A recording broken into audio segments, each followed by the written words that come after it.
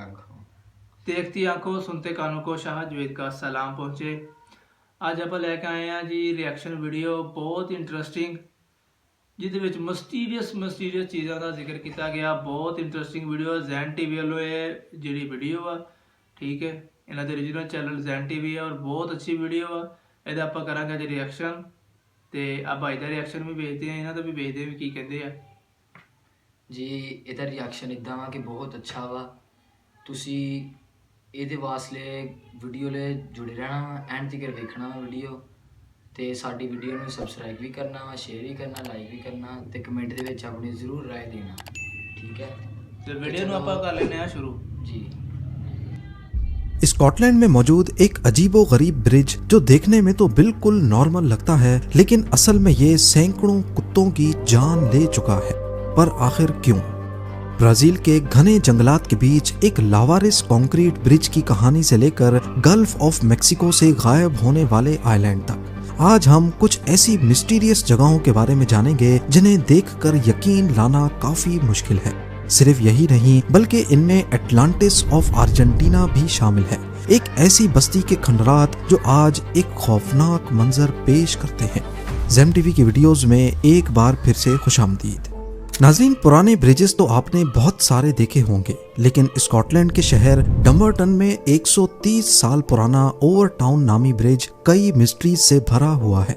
ये ब्रिज खास तौर पर एक हवेली को रास्ता देने के लिए बनाया गया था, जिसे ओवर टाउन हाउस कहते हैं। पहली नजर में तो ये ब्रिज दूसरे आम ब्रिजेस जैसा ही लगता है, लेकिन इसमें एक ऐसी बात है जो इसको बाकियों से काफी अलग बनाती है, और वो ये है कि ये ब्रिज कुत्तों के लिए एक सुइसाइड ब्रिज है। जी हाँ, पिछली कई दहाइयों के दौरान सैकड़ों कुत्ते इस ब्रिज से कूदकर अपनी जान दे चुके हैं, वो भी बिना किसी खास वजह के। लोगों का कहना है कि कभी कभी कुछ कुत्ते गिरने के बाद जिंदा बच जाते हैं, लेकिन बुरी तरह जख्मी होते हैं, जबकि कुछ रिपोर्ट्स में ये भी कहा गया है कि कभी कभार जख्मी कुत्ते वापस ब्रिज पर चढ़ते हैं और दोबारा कूदकर जान दे देते हैं। अलग अलग रिपोर्ट्स में मरने वाले कुत्तों की तादाद अलग अलग बताई गई है, पर यह सच है कि इस ब्रिज से कोई और जानवर नहीं बल्कि सिर्फ कुत्ते ही कूदते हैं। इन वाकयात की वजह से ओवर टाउन ब्रिज के गिर्द तरह तरह की थ्योरीज गर्दिश करती हैं। कुछ लोगों का, खासकर केल्टिक पगान को मानने वालों के मुताबिक, ये ब्रिज आसमान और जमीन के बीच की जगह माना जाता है, जबकि कुछ लोकल्स का मानना है कि ये काम पास मौजूद हवेली में रहने वाली एक बेवा के भूत का काम है, जिसे white lady of over town का नाम दिया गया है। एक और मशहूर थ्योरी ये है कि 1994 में एक पागल बाप ने इसी ब्रिज से अपने छोटे बच्चे को फेंक दिया था, और इसी हादसे की नेगेटिव एनर्जी कुत्तों को ऐसा करने पर मजबूर करती है। इन सब अजीबो गरीब थ्योरीज के अलावा कुछ रिसर्चर्स ने ज्यादा समझ आने वाली वजह भी बताई है। 2006 में animal behaviour expert David Sands ने इस ब्रिज की जांच की। उन्होंने नोटिस किया कि ब्रिज के नीचे जंगल में छोटे जानवर, खासकर मिंक्स की तादाद बहुत ज्यादा है।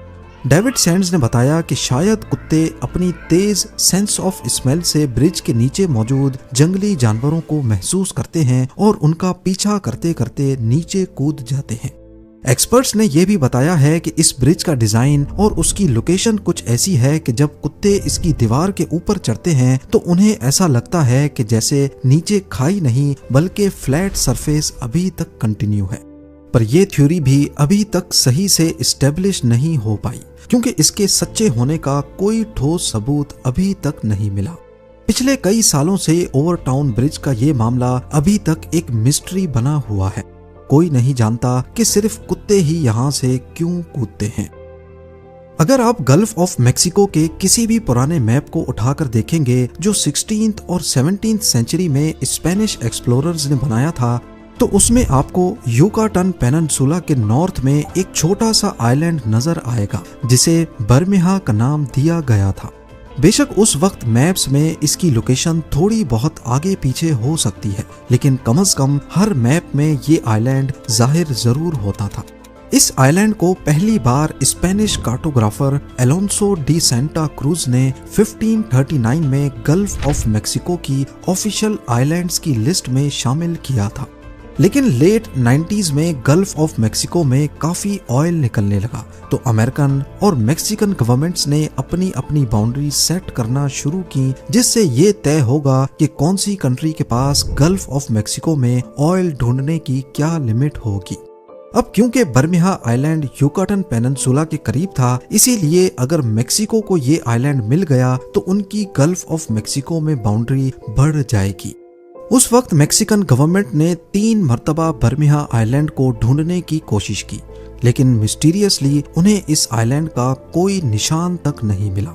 मेक्सिकन नेवी का कहना था कि ऐसा मालूम होता है कि जैसे कोई आइलैंड यहाँ पर कभी था ही नहीं। बात शायद यहीं खत्म हो जाती, लेकिन उसके बाद एक वाकया हुआ जिसने लोगों को कुछ और सोचने पर मजबूर कर दिया। मेक्सिकन नेवी के बर्मिहा को ना ढूंढ पाने के 1 साल बाद एक मेक्सिकन सेनेटर जोस एंजेल सेलेरियो, जो मेक्सिको के तेल निकालने के इलाके को बढ़ाने और बर्मिहा आइलैंड के वजूद के सबसे बड़े हिमायतियों में से एक थे, मेक्सिकन हाईवे पर कार हादसे में मारे गए। उनकी मौत के बाद लोगों ने बातें बनाना शुरू कर दी कि अमेरिकन CIA ने इस आइलैंड को मल्टीपल ब्लास्ट करके गायब कर दिया है ताकि मेक्सिको के गल्फ में राइड्स कम हो जाएं। खैर, उसके बाद 2009 में एडवांस्ड टेक्नोलॉजी की मदद से दोबारा से आइलैंड को ढूंढने की कोशिश की गई, लेकिन ओशन फ्लोर पे रेत के सिवा और कुछ नहीं मिला।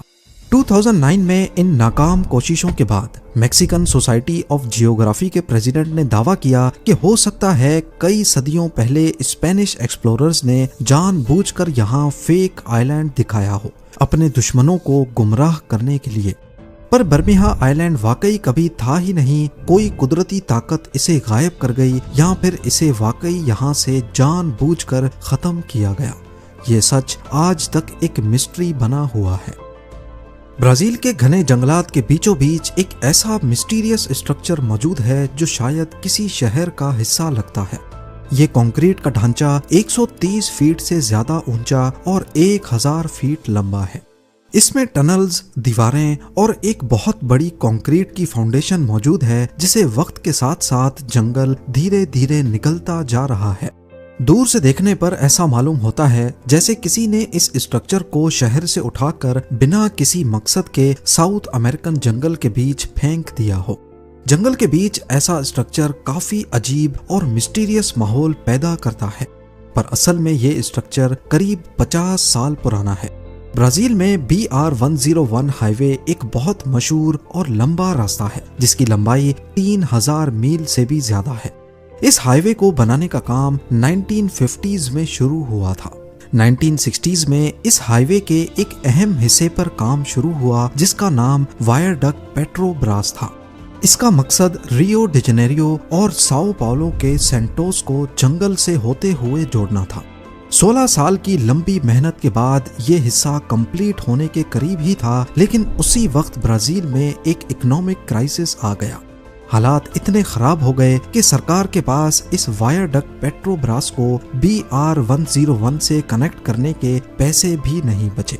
तब लास्ट मोमेंट पे प्लान्स चेंज किए गए और BR-101 को एक दूसरे कोस्टल हाईवे से जोड़ दिया गया और यूं ये वायाडक्ट पेट्रोब्रास अधूरा ही छोड़ दिया गया। तब से लेकर जंगल आहिस्ता आहिस्ता इस पर हावी होता जा रहा है और ये जगह अब सिर्फ टूरिस्ट के लिए एक अट्रैक्शन के तौर पे रह गई है। 1920s में अर्जेंटीना के शहर बुएनोस आयरस से तकरीबन 400 मील दूर एक छोटा सा टूरिस्ट विलेज था, जिसे विला एपिक्विन कहा जाता था। ये गांव लगुना एपिक्विन के किनारे पर था, जो एक सॉल्ट लेक थी। ये लेक काफी मशहूर थी क्योंकि कहा जाता था कि इसके पानी में नहाने से स्किन और हड्डियों की कई बीमारियां खत्म हो जाती हैं। जल्द ही ये जगह अर्जेंटीना के अमीर लोगों के लिए एक वीकेंड गेटवे बन गई। इस गांव में एक रेलवे स्टेशन और 1500 लोगों की आबादी थी। अपने पीक वक्त पर यानी 1970s में यहाँ एक साथ 5000 लोग रुक सकते थे। विला एपिक्विन की इस शोहरत की वजह से इस पर बहुत पैसा भी लगाया गया और कई होटल्स बनाए गए ताकि विजिटर्स को रात गुजारने में कोई मुश्किल ना हो सके। लेकिन ऐसा लगता था जैसे इस शहर को सॉल्ट लेक से अलग करने वाले डैम पर ज्यादा ध्यान नहीं दिया गया और फिर वही हुआ जिसका डर था। 10 नवंबर 1985 को एक तूफान की वजह से वो डैम टूट गया और अगले 2 हफ्तों तक इस गांव में पानी मुसलसल भरता रहा। आखिरकार सभी लोगों को विला एपिक्वीन को छोड़कर जाना पड़ा। कुछ दिनों के बाद कंडीशन ये हो गई कि गांव और उसमें मौजूद घर 30 फीट पानी के अंदर चले गए। 25 सालों के बाद 2009 में जब पानी वापस उतरना शुरू हुआ तो नीचे मौजूद घरों का मलबा काफी खौफनाक मंजर पेश करने लगा। ऊपर से देखने पर इसकी असली गलियां और घर नजर आ सकते हैं जहां पर 1500 लोग रहते थे। जंगली झाड़ियां, जंग लगी इमारतें इस गांव को एक घोस्ट टाउन जैसा पेश करती हैं। आज विला एपिक्वीन दुनिया भर से फोटोग्राफर्स और टूरिस्ट को अपनी तरफ अट्रैक्ट करता है, जो इस मशहूर गांव के खंडरात देखने आते हैं। पानी में नमक की वजह से स्ट्रक्चर्स पर एक सफेद लेयर चढ़ी हुई है, जो इस खंडरात को और भी ज्यादा खौफनाक लुक देती है। विला एपिक्वीन के बारे में सबसे इंटरेस्टिंग बात यह है कि 25 साल तक पानी में डूबे रहने के बाद भी 2009 में जब पानी उतरा तो 81 इयर्स के पाब्लो नोवेक ने वापस आकर वहीं अपने टूटे फूटे घर में रहने का फैसला किया। शहर के 1500 लोगों में से वो अकेला था जो वापस लौट कर आया था। विला एपिक्वीन के अकेले रेजिडेंट के तौर पर पाब्लो को 2020 में शहर का कल्चरल एम्बेसडर बनाया गया। वीडियो बड़ी कमाल दी लगी सानू ते वीडियो च बड़ा इंफॉर्मेशन दी गई है, बड़ी आला गल्लां कीतियां गईयां वा, बड़ी आला चीज़ां दिखाईयां गईयां वा। वीडियो बहुत कमाल दी सी। तुसीं वीडियो नूं लाइक करना वा, चैनल नूं सबसक्राइब करना वा, सानू सपोर्ट करना वा, ठीक है। ते वीडियो दा स्पॉन्सर जिहड़ा यानी कि वीडियो दे जिहड़े क्रिएटर आ ਉਹ ZEN TV ਆ, ਉਹਨਾਂ ਨੂੰ ਵੀ ਲਾइक सब्सक्राइब लाजमी कर देना। जी शुक्रिया।